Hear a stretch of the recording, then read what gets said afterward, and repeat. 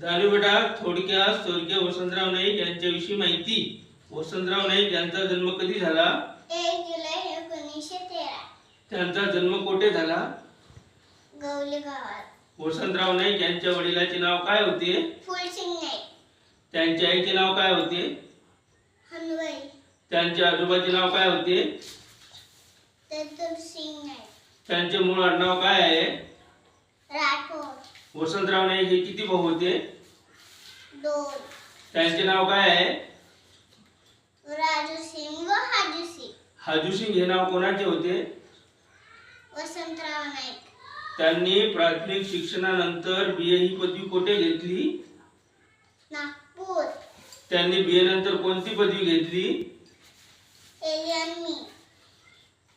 त्यांनी लग्न कोणत्या साली केलं? 1941। त्यांच्या पत्नीचे नाव काय होते? वसुलाबाई। वसंतराव नाईक यांनी कोणत्या पक्षात प्रवेश केला होता? काँग्रेस। 1960 मध्ये महाराष्ट्र राज्य वेगळा झाल्यानंतर ते कोणत्या पदावर होते? महसूल मंत्री। त्यांनी मुख्यमंत्र्याची शपथ कधी घेतली होती? 1963। तेव्हा ते महाराष्ट्राचे कितवे मुख्यमंत्री होते? 3रे।